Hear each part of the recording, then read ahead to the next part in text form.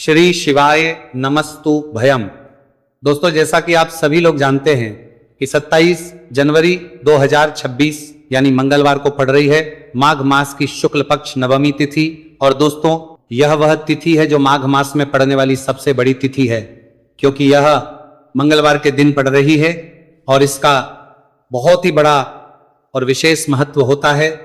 पूज्य गुरु जी ने कहा है कि अगर कभी भी मौका लग जाए और माघ महीने की नवमी तिथि मंगलवार को पड़ जाए तो आप लोगों को एक छुटकी काला तिल वाला उपाय तो अवश्य ही करना चाहिए।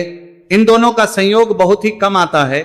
इसी के साथ में गुरु जी ने अपनी शिव पुराण कथा में बताया है कि इस दिन आपको एक छुटकी काला तिल वाला उपाय तो आपको अवश्य ही करना चाहिए, क्योंकि ऐसा दिन पूरे साल में सिर्फ एक ही बार आता है। और दोस्तों, आप सभी लोग जानते हो कि मंगलवार नवमी तिथि का अगर सबसे बड़ा कोई उपाय है तो वह एक छुटकी काला तिल वाला उपाय है। तो दोस्तों, मंगलवार नवमी तिथि के दिन आप लोगों को इस एक छुटकी काला तिल वाला उपाय को जरूर करना है। बहुत सारे लोग होंगे जिन लोगों ने इस उपाय को ना किया हो, मतलब पूरा साल निकल गया, उन्होंने किसी भी दिन इस छुटकी काला तिल वाला उपाय को न किया हो। पर दोस्तों, आपके पास एक आखिरी मौका बचा हुआ है, जो कि 27 जनवरी मंगलवार नवमी तिथि के दिन है। इस दिन आप लोगों को इस वाले उपाय को जरूर कर लेना है। भले ही आपने पूरे महीने भर इस उपाय को न किया हो, पर अगर आपने इस महीने के मंगलवार नवमी तिथि के दिन अगर इस वाले उपाय को कर लिया तो आपको इस उपाय को करने का वह फल मिलेगा जिसकी आपने कभी कल्पना भी नहीं करी होगी। इसीलिए आप लोग इस वाले उपाय को एक बार जरूर कर लेना है, ताकि आप लोगों के हाथ से यह मौका ना जा सके और आपको इस उपाय को करने का फल मिल सके। दोस्तों, यह उपाय पंडित जी ने अपनी अभी की ही श्री शिव महापुराण की कथा में बताया है। उपाय को आज हम आपको बहुत अच्छे से समझाने वाले हैं। इस वीडियो को देखने के बाद इस उपाय को समझने के लिए आपको कोई और वीडियो को देखने की जरूरत नहीं पड़ेगी। तो चलिए दोस्तों, उपाय को शुरू करते हैं। देखिए, यह इस माघ महीने के मंगलवार नवमी तिथि के दिन यह इतना खास होता है, इतना महत्वपूर्ण होता है। देखा गया है कभी कभी बड़े बड़े पूजा पाठ अनुष्ठान से जो मनोकामना पूर्ण नहीं होते, वह माघ महीने की मंगलवार नवमी तिथि के दिन एक छोटे से उपाय करने से ही आपकी मनोकामना पूर्ण हो है। और बहुत सारे लोगों ने इस उपाय को किया भी है और उनको इस उपाय को करने का फल भी जरूर मिला है। अगर आप लोग भी इस उपाय को करना चाहते हैं तो आप इस उपाय को पहले अच्छे से समझ लेना, सुन लेना, उसके बाद करना। आपको इस उपाय का फल जरूर मिलेगा।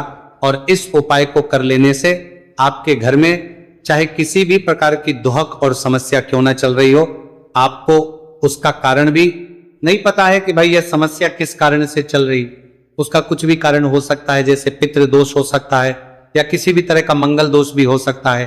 तो इस दिन आप लोगों को यह वाला उपाय कर लेना है। ये एक ऐसा उपाय है जिस उपाय को अगर किसी विशेष दिन पर किया जाए तो भाई उस विशेष दिन का जो है वो तो हमें मिलता ही मिलता है, पर हमने उस दिन पर इस उपाय को किया है तो हमें उससे भी बड़ा फल मिलता है और फल बहुत जल्दी मिलता है, क्योंकि आप इस उपाय को बहुत ही बड़े और विशेष दिन पर रहे हो। तो चलिए अब उपाय के बारे में बात करते हैं, लेकिन उससे पहले आप लोगों को यह जानना आवश्यक है कि आखिर यह उपाय किस समय करना है, किसको करना है और कैसे करना है।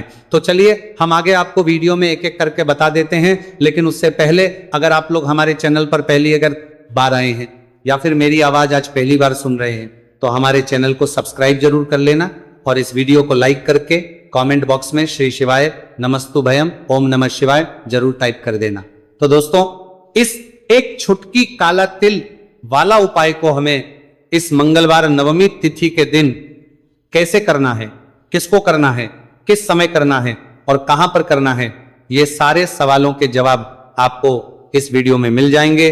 और जो ये वीडियो देखेगा भाई, उसको एक छुटकी काला तिल वाला उपाय जरूर करना चाहिए, क्योंकि इस दिन काला तिल का भी बहुत ही बड़ा और विशेष महत्व होता है। और बात आ जाए एक छुटकी काला तिल वाला उपाय की, तो यह सोने पे सुहागा वाली बात हो जाती है और यह एक बहुत ही बड़ा उपाय हो जाता है इस मंगलवार नवमी तिथि का। तो अब दोस्तों, इस एक छुटकी काला तिल वाला उपाय को आखिर करना किसको है, सबसे पहले हम लोग वो बात जान लेते हैं। तो देखो, घर की जो बड़ी माताएं बहनें होती हैं, उन माताओं बहनों में से कोई भी एक बड़ी माता बहन इस वाले उपाय को कर सकती है।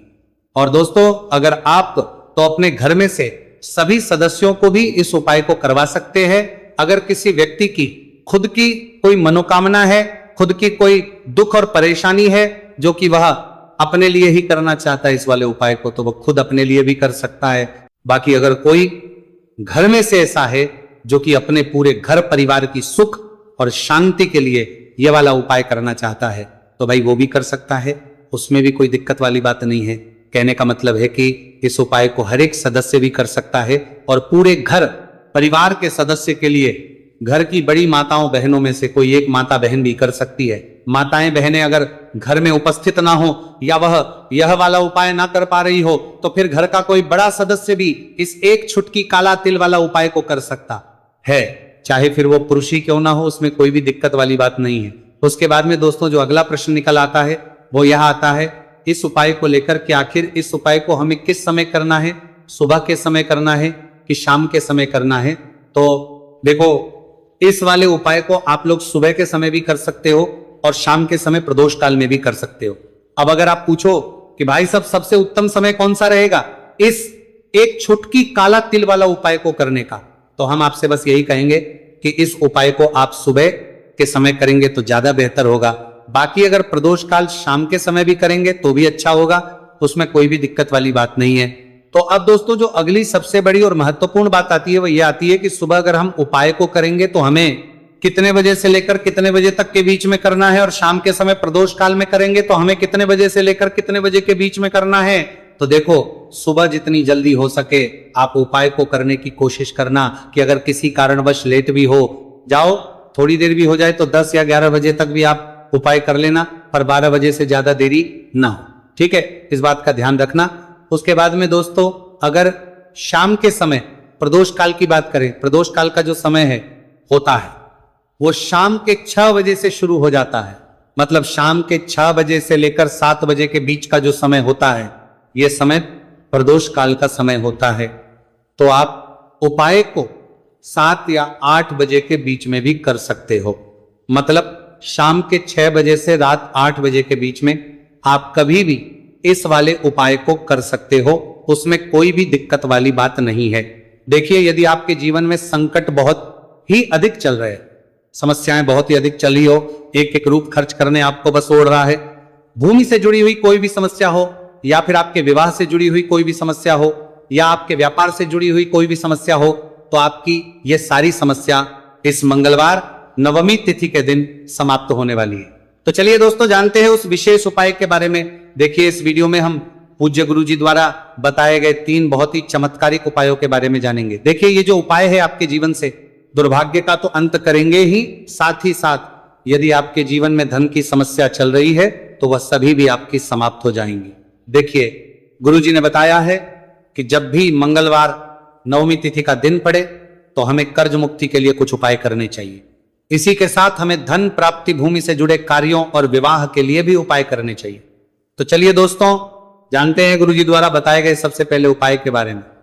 देखिए यह उपाय विशेषकर उन लोगों को करना है जिनकी भूमि से जुड़ी कोई भी समस्या चल रही हो, यानी कि उनकी भी जमीन से जुड़ी हुई समस्या चल रही है, यानी कि जो लोग मकान खरीदना चाहते हैं या फिर उनका खेत से जुड़ा कोई भी केस चल रहा है, या फिर जिनके भी विवाह में विलंब हो रहा है, या फिर जिन भी लोगों के जीवन में कर्ज बहुत ही अधिक बढ़ने लगा है, कर्ज जो है वो चुका नहीं पा रहे हैं, तो गुरुजी ने कहा है कि ऐसे लोगों को यह उपाय करना चाहिए।